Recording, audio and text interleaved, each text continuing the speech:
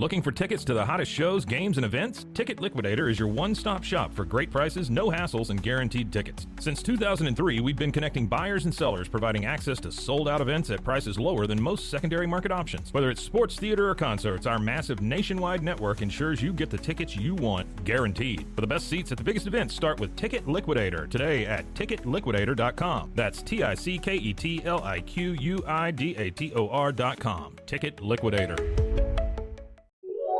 This is a Rogue Media Network podcast.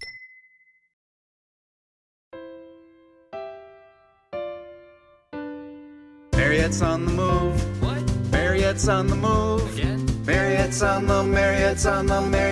the move. If you're dreaming about moving to a new city to pursue the life of your dreams, this podcast is for you. Moving 18 times in 23 years to 5 of America's top cities, I know it's not easy to make those decisions alone. I help you develop the dream, the plan, and the move, even if we need to get scrappy to get you there. I'll be doing interviews, career and city spotlights, and sharing my crazy moving stories, tips, tricks, and scams to avoid. Traveling to explore your dreams has never been easier. Now let's get moving.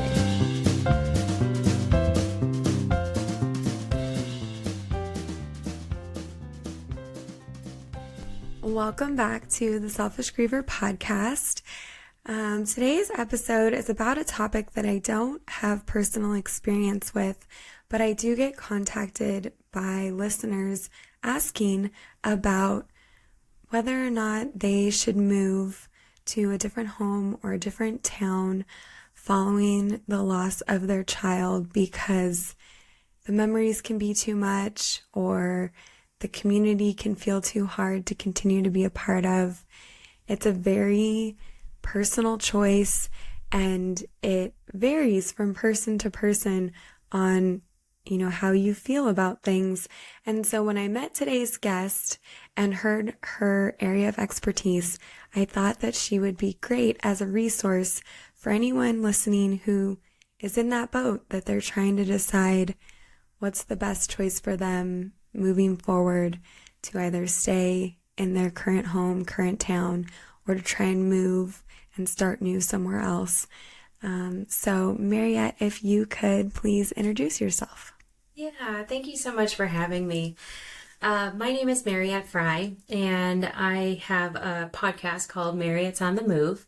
I am a certified professional organizer. I'm a certified life coach.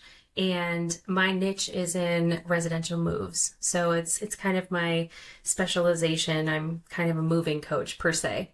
So I teach people how to move. Some people, I work with them 6 months to a year prior to them moving. And I have a framework that I take them through that essentially starts with kind of their dreams. And then we reverse engineer them into their finances and their robustness, which is their mental and physical health, and the ecosystem or community that they're moving from and they're moving to. So definitely a lot of relevance in kind of what we're talking about today, because, there are certain areas that I coach around where I think that your robustness and your mental and physical strength is probably the most important part of whether you should embark on a move. So I'm excited to have that conversation today with you. Yeah, I mean, like I said, I didn't end up moving. My son did not pass away in my home.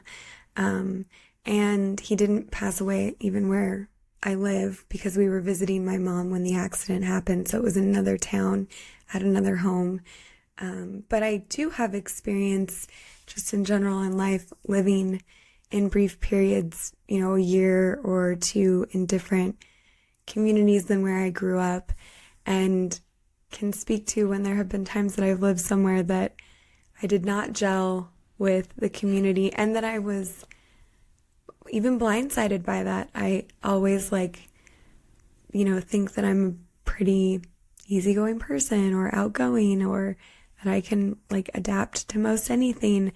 And so it was surprising when I found myself living somewhere that I just felt like I was always a little out of step with everything else going on, the people in the area.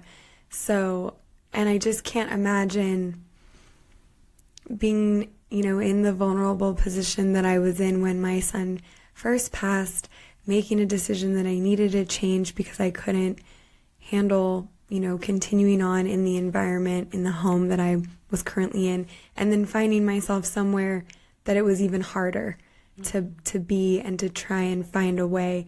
So that's really the person I'm thinking of when, I wanted to ask you to come on here and share, like, what are some things that somebody who's considering that should be aware of, maybe even some things that aren't commonly thought of but are,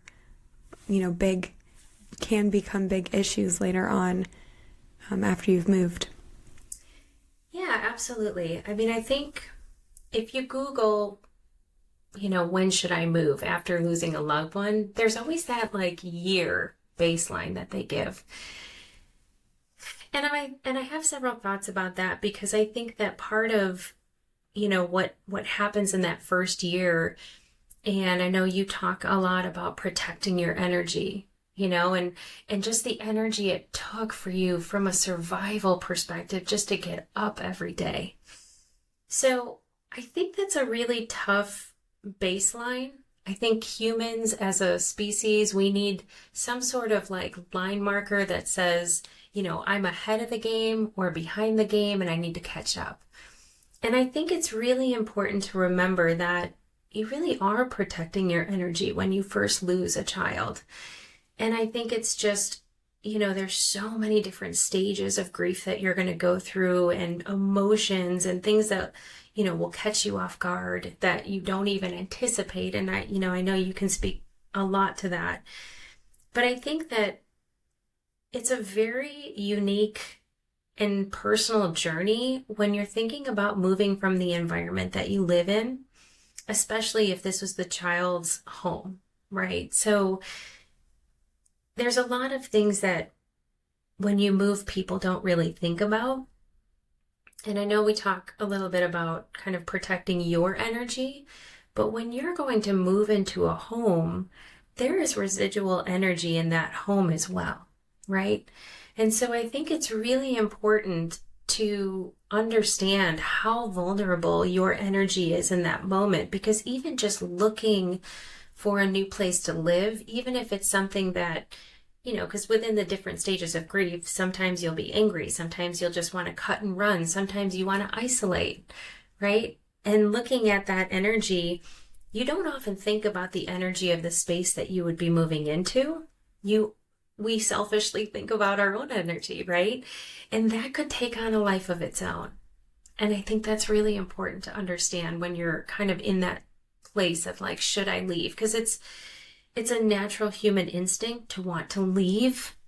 But then when you leave all those memories and you leave that space, that brings on a whole different level of emotional, kind of discernment, so to speak.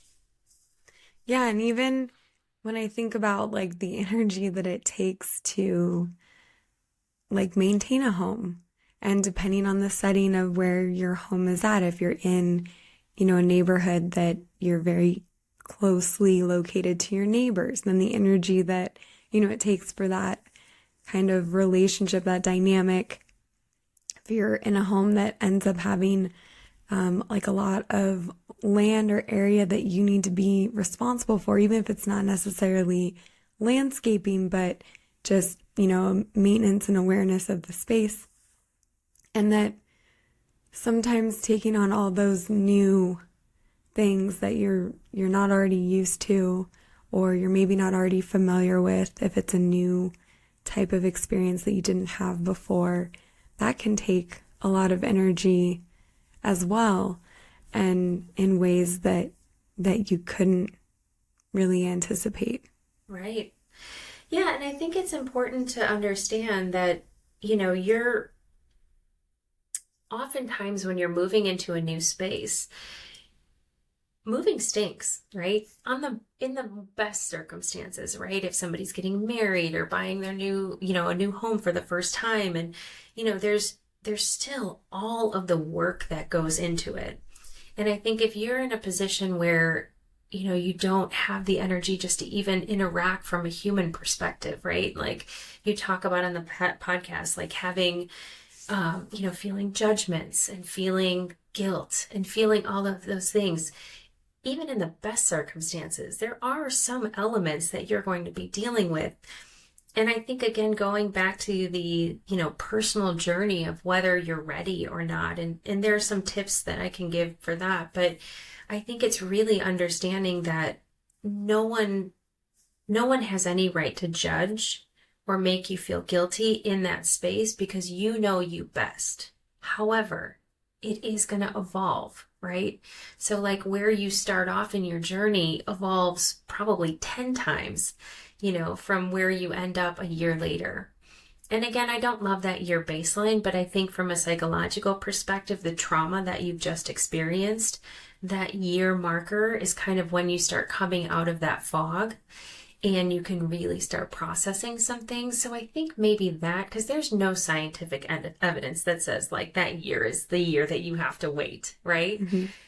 But at the same time, I know before we got on the call, we were talking about a situation that I'm dealing with within my family, and their first instinct was just to get rid of everything, right? Because they were angry at what happened in that particular death. So he had basically so she was actually going through a period of time when she was already moving and she was becoming almost, I wouldn't say, well, I guess I could say it like an extreme minimalist, right? But, she just wanted to have a lighter life. Some of it she threw away. Some of it, she kept, and she ended up getting a storage unit because I think in her haste, she realized that she's probably going to want some of that, down the road. So she couldn't bear to have it in her home. And so she took it and put it into a storage unit with some of her other things because she was downsizing again, actually. But I think, in my conversations with her, there was a little bit of guilt. She certainly wanted me to express to your listeners that, not making any rash decisions, because if you want to come back to it and it's not there, that will bring on a different level of guilt and emotion. And she hadn't really fully processed at that point when she was kind of making these choices. And so what might not be important today might down the road be a little bit more important. And so before making some of these moves, really kind of taking it. I don't know that I would pack things up right away, obviously, because it's, you want to stay in that energy and, you are going to ride those waves because it does come and go. But I think that that's, something that she somewhat regretted and then felt embarrassed by it. So. Yeah. And those are hard emotions to pile on top of, and not that we choose to do that, but then to find yourself having these other, secondary emotions as a result of choices you made because of the state you were in and your grief. And I was thinking as you were talking about it that I think too, there can be a misconception of that changing your scenery or getting rid of those items is going to help remove some of the pain. That if you don't have to look at those things anymore, if you don't have to walk into the rooms that, they used to hang out in or they used to sleep in, that then it's not going to be always in your face, the pain and the grief. But it really doesn't work that way. I mean, at a certain point on your journey, if it's feeling like you can't escape, but like you said, that's kind of a little further down the line. If you feel like you just can't ever get away from the tragedy, and especially, depending on the situation, I think that also plays a big part of, the scenario of what happened as to whether or not that is contributing to PTSD symptoms or other types of reliving the trauma all the time. But I was like the reverse in that I didn't want to get rid of anything after my son passed. And I even had like I kept all the clothes, even though they weren't any clothes that like his twin brother fit in anymore. And I had like bags of them. I had all the baby stuff that they had like even outgrown. We just hadn't quite been at the point that we were ready to donate them, or that I'd had the time to go through them. And I was suddenly keeping everything.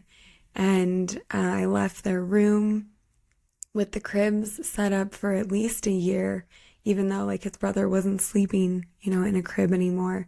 And it just made it feel like I was able to hold on to him tighter.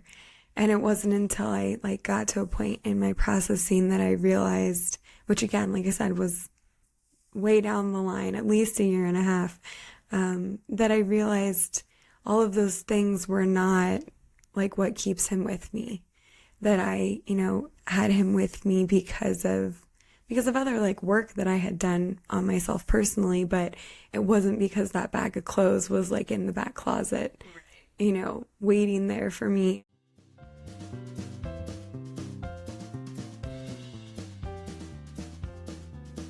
Boom.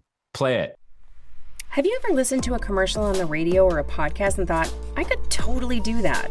Well, I am challenging you today. Being a voiceover artist is an amazing side hustle that can be done from the comforts of your own home. Heck, it can be an amazing career. Just ask Jesse Carroll. Jesse's got over 1,000 voiceover credits to his name. Ever watch Backroad Truckers? He's the narrator. He's also done a ton of commercials for brands you would definitely recognize. If you're ready to try your hand at voiceovers, go to marriottsonthemove.com and head to my favorites page to learn more about his new digital course and coaching package. If you use code MOTM, you'll get 20% off at checkout. Micah Birch is here. I just wanted to drop in for a second and let you guys know that we are rebranding my podcast. We've got a new name, My Doula Micah, my birth, my baby, my life.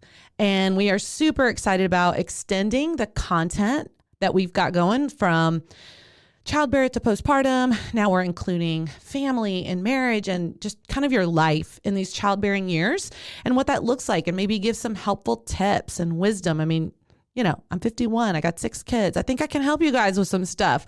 There will still be local interviews, of course. And I'm also expanding now to have including more nationwide interviews. We even have somebody from Canada and Australia. So I'm super excited about this process and what we've got in store for y'all. So join us.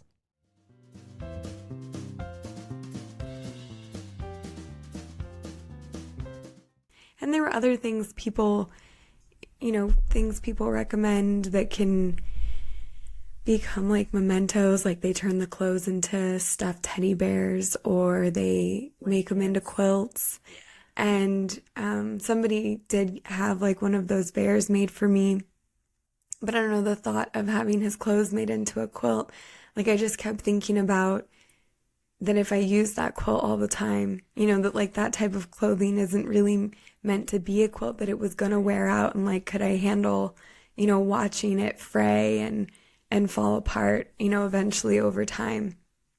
So I never like took that step to try and convert any of his clothes into a quilt or anything. But I also have other things like I'm always paranoid about somebody washing the walls at my house, like just accidentally. I don't even have anybody who's over at my house cleaning, but it's like something I worry about because there are pencil marks, scribbles of pencil marks on the wall that Orion made. Yeah. And I think things like that sometimes like help you remember he was real. Yeah, and you kept those things because they were a comfort, right? And I think that that's normal. And I think that's a great way to comfort yourself. And I think that it works, right? I think a lot of people go into these situations and they numb in different ways, right? Some people, do it with alcohol. Some people, go to the extremes with exercise. Some people move, right? And they take that distraction of packing up all of their things. And the problem is depending on how you grieve, when you move, you haven't processed any of that. Like I know you found a great therapist and you were able to work through her, and she had experience in this area. So, she was able to relate. But I think that, first and foremost, whatever you're doing to comfort yourself, don't make any judgments about that because it's working, right? Mm-hmm.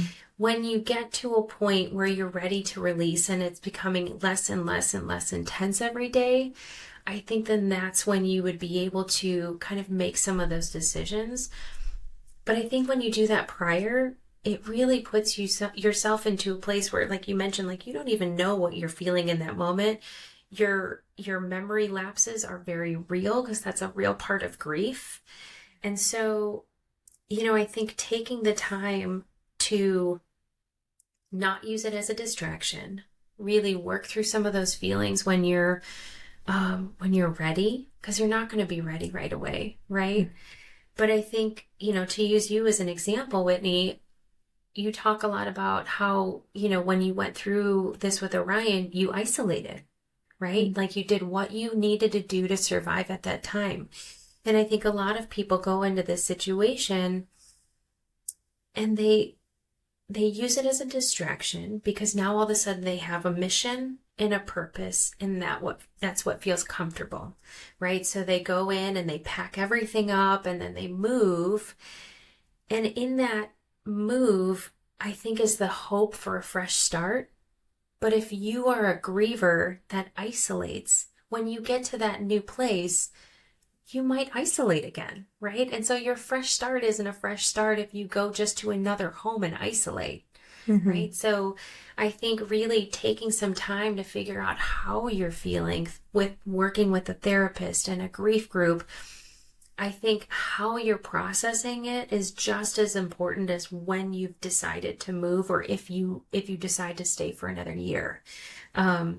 Because what you don't want to happen is get into that next new place and start feeling that judgment against yourself. Like when I got here, I thought I was going to take walks because it's a new environment and I was going to go out and finally be ready to meet friends. And when it comes down to it, you haven't processed anything. So all of a sudden the grief that, of like not being in that space or not, having that energy around you is all of a sudden reality, mm-hmm. and now you're judging. And you might be feeling like, oh my gosh, what did I do? And now I want to go home and I can't go home. Mm-hmm. Right? So those are really things that you should think about. But a couple tips, one, I know you love meditation just as much as I do. And I started meditating. I have ADHD really bad. So I have a really hard time just like sitting in silence with music. Like to me, my brain goes all over. So I started doing guided visualizations, and I had ruptured a couple discs in my back in April, and I started on this like guided visualization. My brother is basically a shaman. He was like, I really feel like this is a really strong a strong tool in your toolbox that you can use to heal. And then fast forward several months, within a week, I lost my relationship, and 4 days later, I lost my dog, who I was super, super bonded with. And so I took my healing meditation and I added a grief meditation because those were two very, very significant relationships that I just built my home. It'll be 2 years, December 29th, that I moved in. And so those are two things that I had in this home, that I have these memories. But when it came down to it, one of the things that right before I had that loss, I was actually working with a real estate agent to list my home. So I was going to be moving back to Chicago. Now, I know I didn't talk about it in my intro, but I've moved 18 times in the last 23 years to 5 of America's top cities. So moving to me is just something I do, right? Like every 2 or 3 years, people know that I'm just going to move somewhere else. And I was out there, my cousin's 3-month-old passed away. And I went to Chicago for 2 weeks. She passed of SIDS. So we didn't, we had no answers. And so we were processing that. I come back, I have a week of compounded grief on that. And I looked kind of inward and I was like, you know what? In my own framework, I talk about robustness and like your mental and physical strength. And right now, I'm just not strong enough to process what I've been going through just even in the last 3 weeks, plus, picking up and moving and trying to find a new place. And I physically wasn't in a place to even want to pack things and move it from the inside of my house to the garage and things like that. So what I started doing, when I was doing the meditation, because my meditation is very similar to yours, where, you meet that person, in a place where that's how you want to remember them and you create this space. I started asking, like, is it okay to move?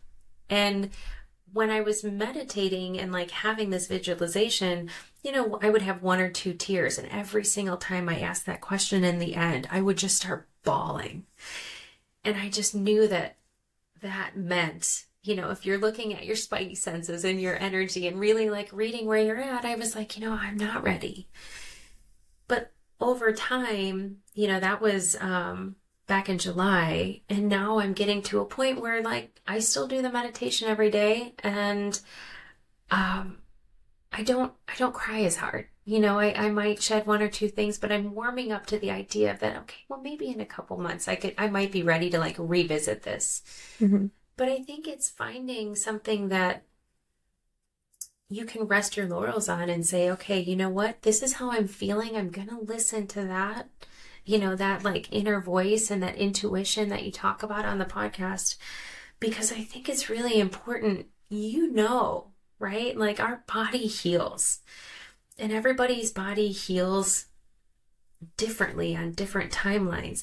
And it might be even, in your situation, you were married. Mm-hmm.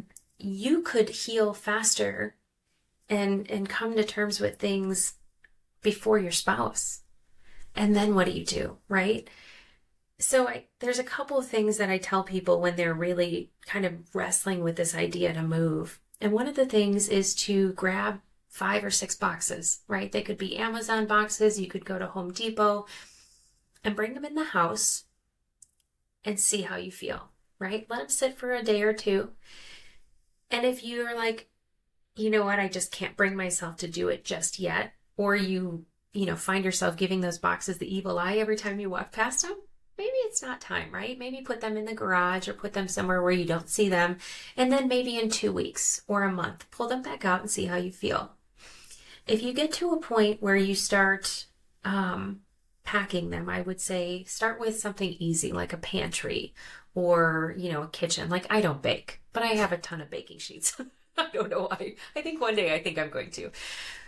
But, packing things like that where it's something that really doesn't hold a whole lot of significance. You could donate, you could get rid of, but having those 5 boxes will give you a really good indication of whether or not you're ready to pack up the rest of the house. And if you get to the point where you pack up those 5 boxes and you're like, okay, you know what, that wasn't quite as hard as I thought, maybe get another 5 boxes. But I think this, unless there's a situation where you have to move, I think giving yourself a little grace is probably the best tool that you can have in your toolkit when you're going through this. Yeah, and I was thinking as you were talking too about, so this house that I live in now, we coincidentally moved into it like 3 months before Orion passed.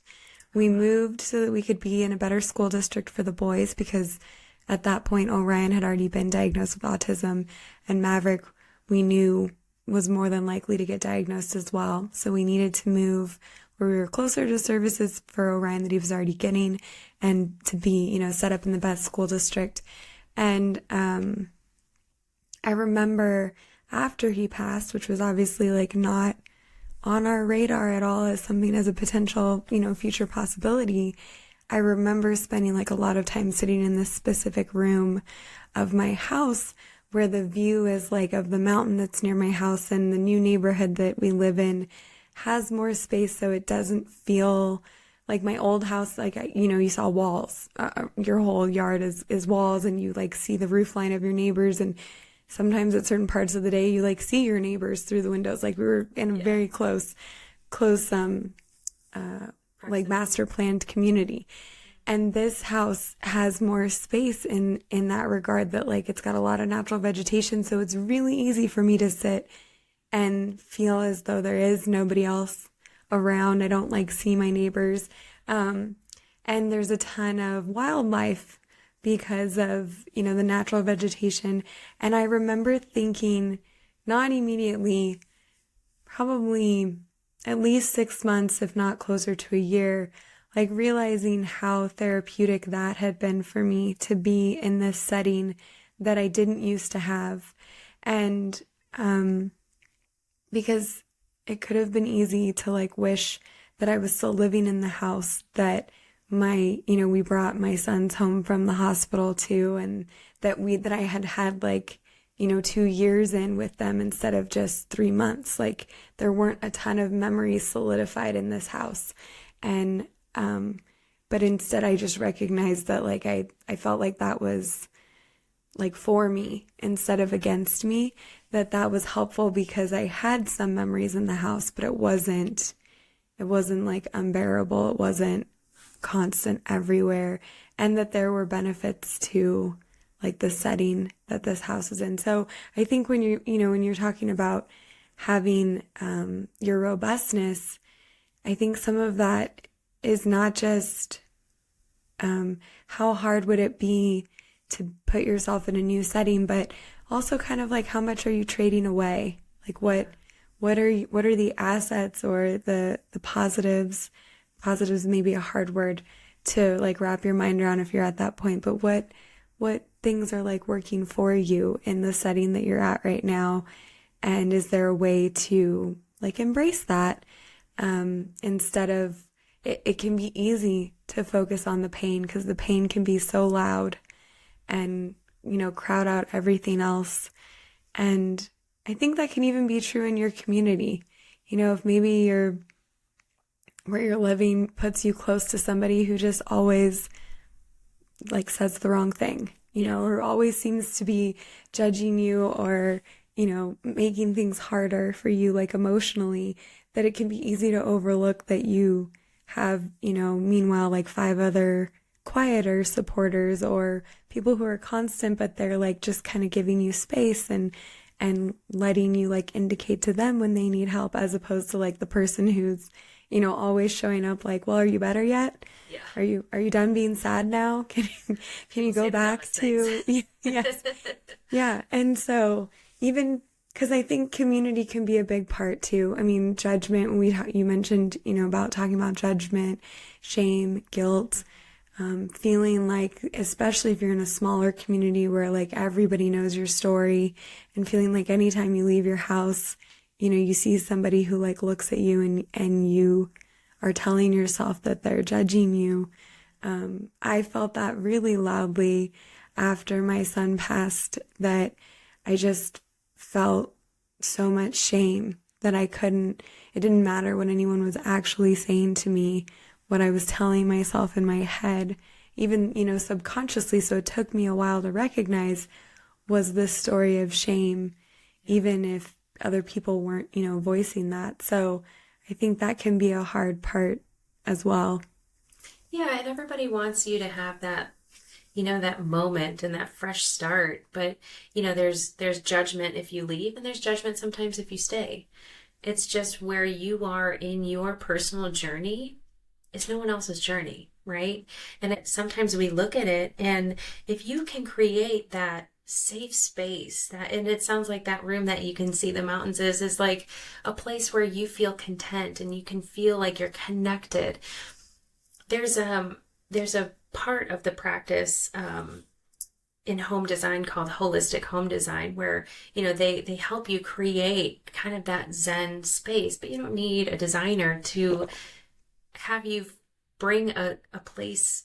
I mean, it could be a couple chairs and like a meditation candle, in a place where you just feel like, okay, I'm going to bring, 2 t-shirts, a teddy bear, and a binky. And I'm going to like create a space for myself, even if it's just in a corner somewhere.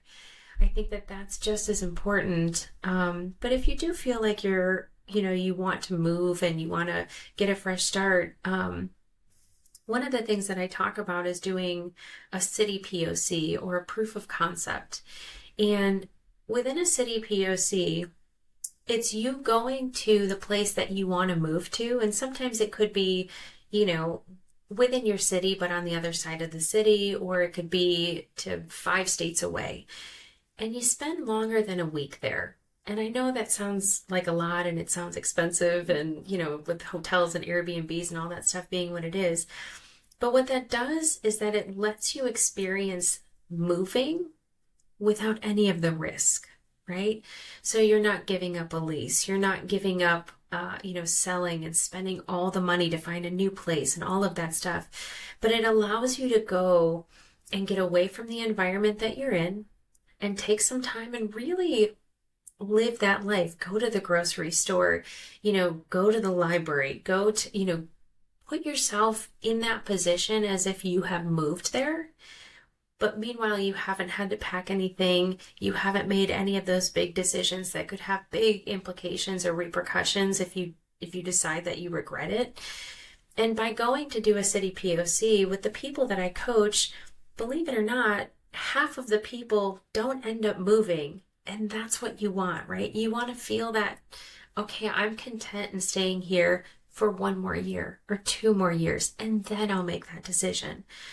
But I feel like a lot of times when somebody has moved, you no longer have that benefit of making that decision. And sometimes people even will rent out their house for a year or 2 just to get away, but you can still go back. And I think giving yourself those options when you're in that place where decisions aren't coming easy, sometimes those decisions are the best decisions not to make, right? It's just to hold in your space for a little bit until it's more clear. Because I know many people that, they make a decision that they're going to move and then nothing seems easy. There's roadblocks and judgments and shame and all of these things. My brother moved from Sedona to Phoenix to be close to his best friend. And it was terrible. His car got broken into and he couldn't find a place. And it was just hard after hard after hard after hard. And then he gets into that space and he finally finds a place. And 2 months later, his best friend's wife's mom ended up needing a liver transplant, and they moved to Chicago. And then he had nobody in his community, right? And he had moved for them. And I think the thing is as an adult, just in the best circumstances, it's hard to make friends when you're an adult, right? Mm-hmm. And so think about moving into another community, and that's why ecosystem is part of that, because or part of the framework is because you take where you're moving from, and you have to take some of those things that are the pros, not the cons, obviously, into that new space.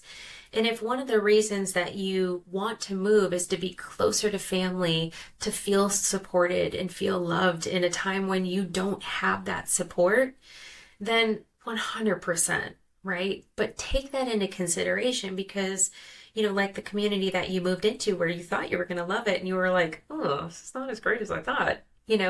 That's a hard reality when you're emotionally in turmoil, Mm-hmm. right? It's a hard decision to go back on. I think it's doable. And I think, going into a space, even if you decide that you want to start shopping around, there's nothing wrong with that, right? I think going to a real estate agent and saying, listen, I just went through a traumatic experience a year or 2 ago. I think I'm ready to look, but I'm not sure. Can we go and maybe look at 5 properties? And go back and see what that feels like, right? Come home and journal, talk to a therapist, talk to a friend, and don't ignore any of those signs, right? So, you talk about intuition on the show as well. And those come up for a reason. If for some reason something keeps coming up, lean into it. Figure out why, right? Because you have nothing but time. When you're not in a position where you have to leave, take a moment, because it might not reveal itself right in that moment, but it might down the road. And a little trick that I give to people too, we talked earlier in the show about how, there's energy in used homes. So, obviously even when you build, But the energy going into a used home can really dictate your experience. And based on your energy and how vulnerable you are in that place, if you spend a little time becoming stronger, whatever residual energy is there can be, obviously taken away with different things like saging and, pouring white light into it. And there's all kinds of different tricks that you can do. But one of the things that I often tell people, whether they're spiritual or not, is when you come into a property, taking a moment and asking permission to be there. Like, I didn't ask for permission when I came onto my property. I just bought it and I moved in, right? Mm-hmm. And in hindsight, I think that if I would have taken a little time and asked, my spirit guides and asked the energy, because I inherently knew something wasn't right. But I knew that I was also getting outbid by a lot of different people. And it's just me. I don't have a family or a trust fund or something that, I can go and bid $100,000 over everybody else. I was presented with an opportunity and I just jumped at it because it was kind of spontaneous, but I knew I wanted to buy a house. So I ended up building this home. And I think having asked permission to occupy this particular space, I think would have put me in a different role or a different position, maybe. But also asking when it's time to leave.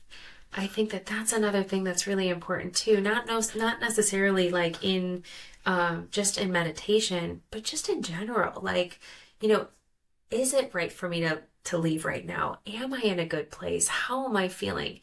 That could produce tears. That could produce anger. That could produce something. Listen to it. Right? Mm-hmm. Lean into that.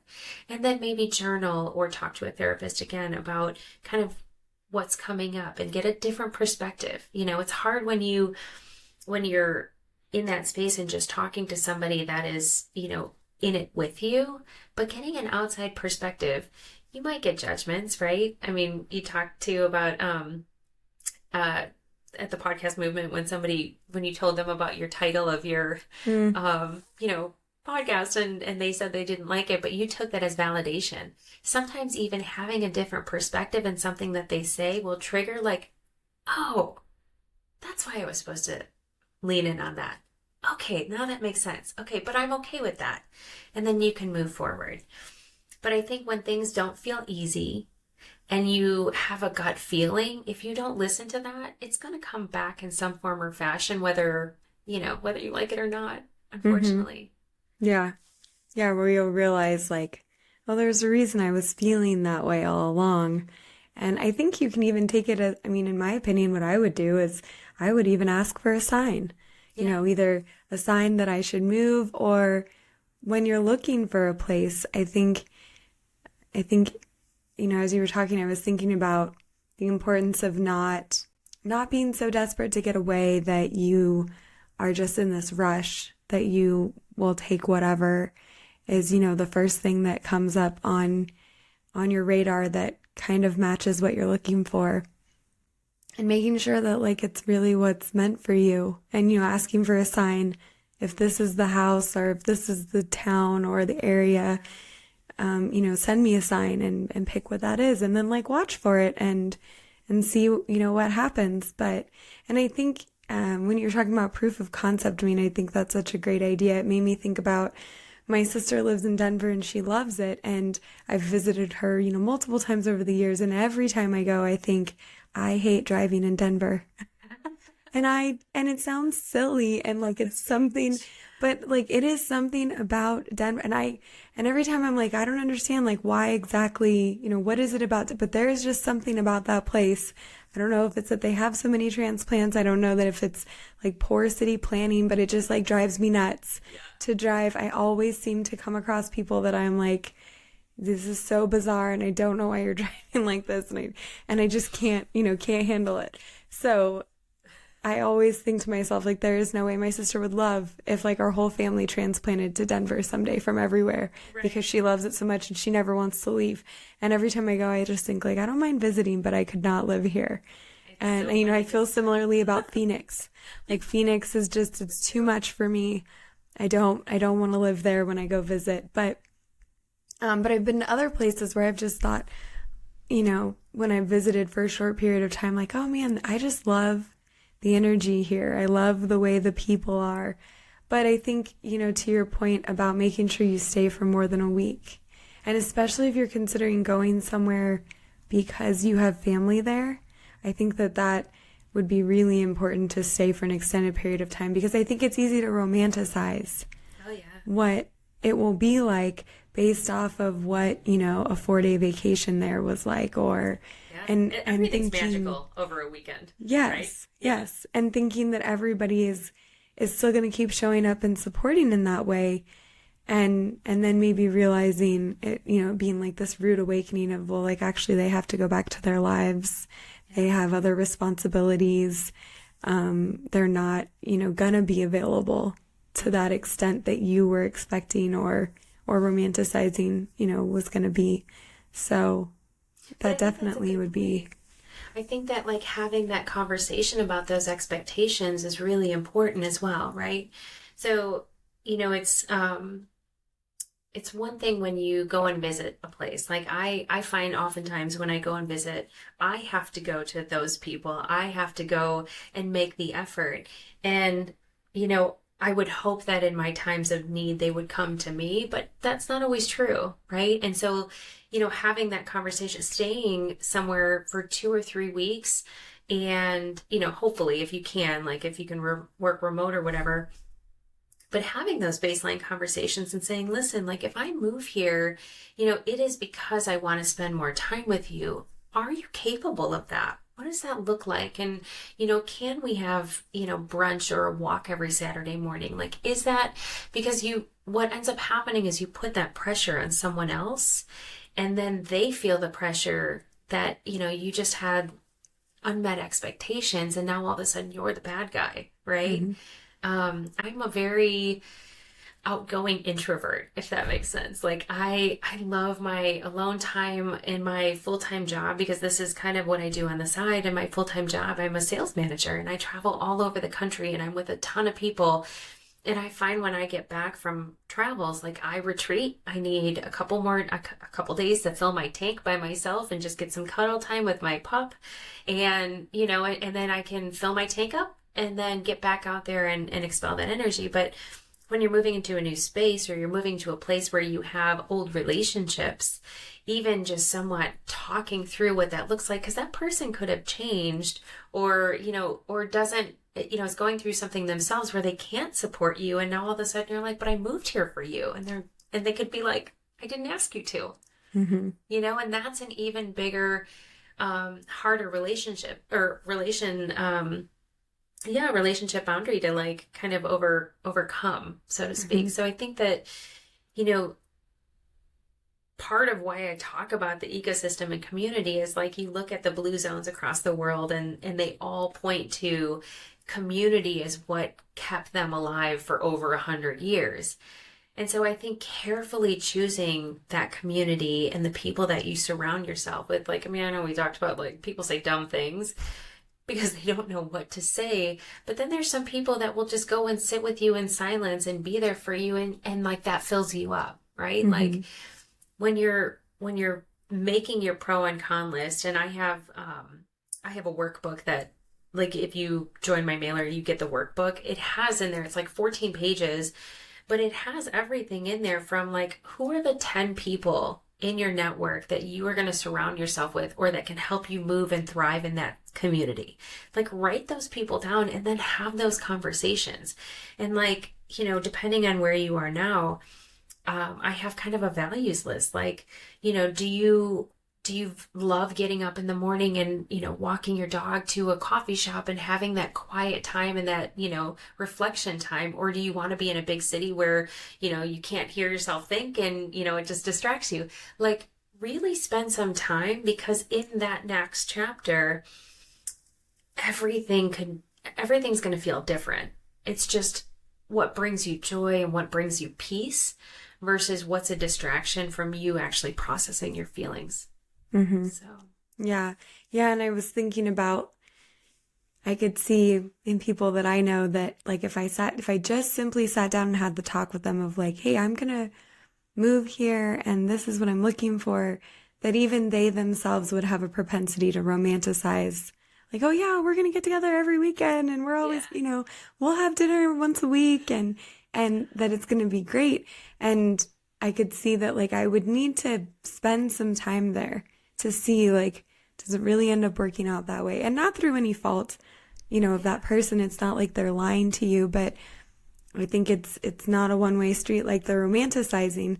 And sometimes even people are, excited to be that person for you that you want, you want that, but that they almost like forget, like they get a blind spot about like, well, actually, 4 nights a week I have other obligations. Yeah. So that means like one night that's left to myself, I'd be giving up to, or it only works if you're available on every Thursday of the week. And, or, well, actually I end up traveling, 2 weekends out of the month every year. So, if weekends are the only time we can get together, then it's really only going to be occasionally.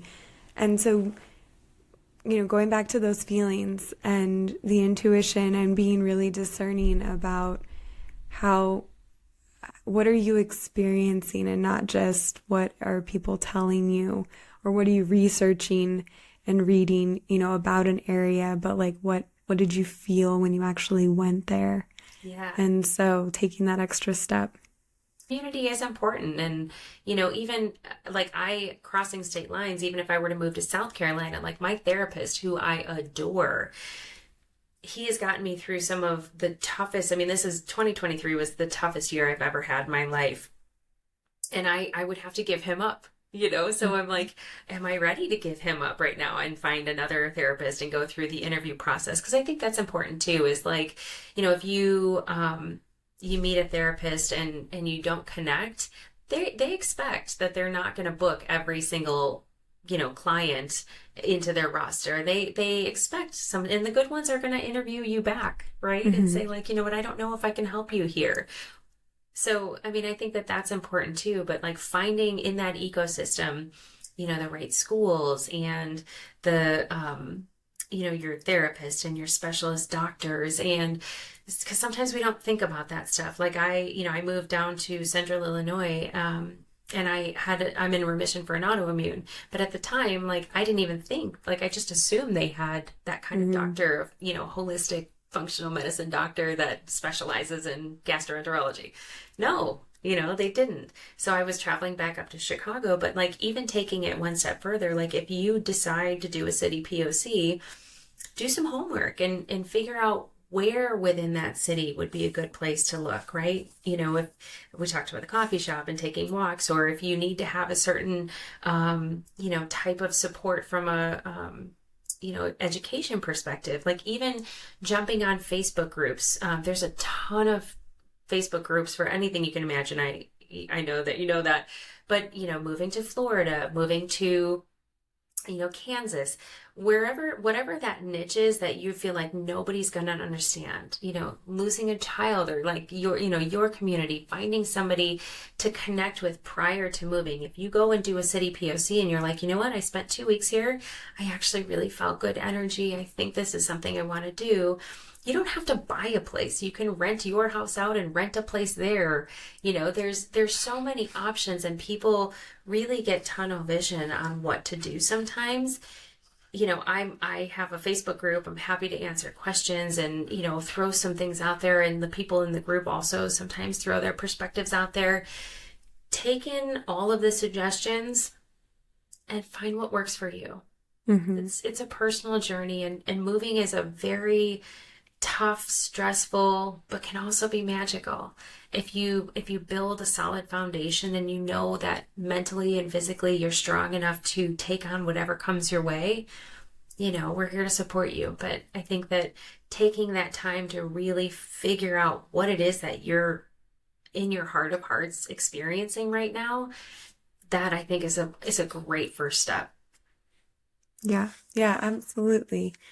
That's all great advice and so many things to think about and actionable steps, that somebody could take who's really interested in considering it and trying to take it further. I'm curious if you have any advice for, couples who maybe are split on whether or not, one thinks they want to move and the other thinks that they don't. Yeah, it comes up a lot, as you can imagine. I would say taking some time to figure out where the differences are, right? So, if you are in couples therapy, this is a great place to start, right? And like making a list, like here's the reason I want to stay, here's the reason I want to leave. And then on the other side, doing that as well. And kind of talking through some of that, because I think sometimes perspectives, especially when you know that person so well, the different perspectives can help heal, because they do know kind of where that yin and yang is for that couple. And I would say, if one person's a little further ahead than the other, just wait, right? Do an extended POC, or, spend some time talking through and maybe just pack 5 boxes and see how you feel. That person might say like, oh, you know what? That wasn't as bad as I thought. Maybe I am a little further along than I thought. And if it's when you're at that point when it's like a complete stalemate, that person just needs time to heal just a little bit longer. And sometimes, healing can happen in a day, in a week, in a month. So not having a timeline and extending a little bit of grace to say like, okay, well, how about we look at this again in another 30 days, and giving them a timeline to start processing, because it could be that they're just not willing to process yet. And you can't do that on somebody else's timeline. That's something that you have to do on your own timeline. And I actually know couples that one has moved and the other hasn't yet. And if you're in a financial position to be able to do that, there was a lot of FaceTiming. I have a particular couple in mind that I'm thinking about, but the one was ready a lot sooner than the other. And they were okay with that. And they were in a financial position where they could live separately. They made it a point to come together every other weekend and spend that weekend together, so they can kind of process together and like where they were, and, still have dates and still nurture their marriage. But they were both in such different places, but it wasn't a matter of like wanting to get divorced. It was a matter of like one wasn't ready to leave, and one couldn't wait to get out, and it was 2 total different healing processes and everything. So I think that that's something where every situation is unique, and there are a lot of options. There's not all or nothing. And I think we as human beings, like, a lot of people are very black and white. Do what works for you, right? If it's a matter of, coming back and spending the weekend together in different places and having different experiences, it might give you something else to talk about, outside of just having the grief in common. New experiences, new travel, meeting in a different place and actually vacationing and actually letting yourself not have the distraction of life. That might be something to do as well. Yeah, that's a good point. Those are all great points. And thank you for answering, because I think that is a hard place to be in, and that then people start to feel like they don't know what to do, or there's no way to resolve it, and that it adds more stress, frankly, to like an already difficult situation. Marriage is hard without the loss of a child. Yeah. You know what I mean? Just the day-to-day working on your relationship. It is so hard without that. And you compound that grief and that, just that complication. I think that it's just being a little bit sensitive and patient. And I think, if it's something that you were already in a position where you guys were already headed down the divorce route, maybe this is a way to kind of come together at a therapist's office and say like, okay, maybe it wasn't what we were supposed to do. Maybe this brings us together. Mm-hmm. So being thoughtful of that other person and where they are is, I think, helpful as well. Yeah, that definitely makes sense. Well, Mariette, thank you so much for coming on the show and sharing everything that you know. And those were some great tips that I wouldn't have thought of, and I think sound really helpful. So I appreciate it so much. And if somebody wants to find you or learn more about your services, where's the best place for them to connect with you? Yeah, you can go to my website. It's just mariette'sonthemove.com. I've got all my social media on there. I'm at Mariette's on the Move everywhere. Almost all social medias except for LinkedIn, where I'm just Mariette Frey. So thank you so much for having me. I think this is such an important conversation. If any of your listeners have any questions or want to DM me, by all means, I am here to support. I don't charge people. I'm just here to support and help you on your journey. Thank you so much. I will make sure and link your website in the show notes and everywhere that this will get posted so people can see or can reach you, easily. And I really appreciate it. Absolutely. Thanks for having me.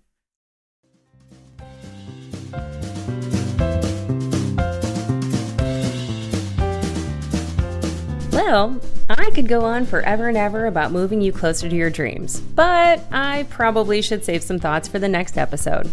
A big thanks goes out to you for making time for me today. And making time for me, you're making time for future you, and we're both grateful. If you enjoyed this content, please subscribe to the podcast, download the episodes, and leave me a 5-star review. I would really appreciate it. In return, if you go to my website, mariette'sonthemove.com, and register for the Monday mailer, I'll send you a free Fred workbook to get your journey started. This is also where you can find all the show notes and all the ways to get in touch with me. A special thanks goes out to Rogue Media for its wisdom and partnership. Until next time, friends, keep moving forward towards your dreams. Oh, and the legal stuff. This podcast is presented solely for educational and entertainment purposes. I am a certified coach, not a licensed therapist, and this is not meant to replace the professional advice of a physician, psychotherapist, or other qualified professionals. This is solely my perspective based on my own experience and training. Okay, now it's over. For reals. Bye for now.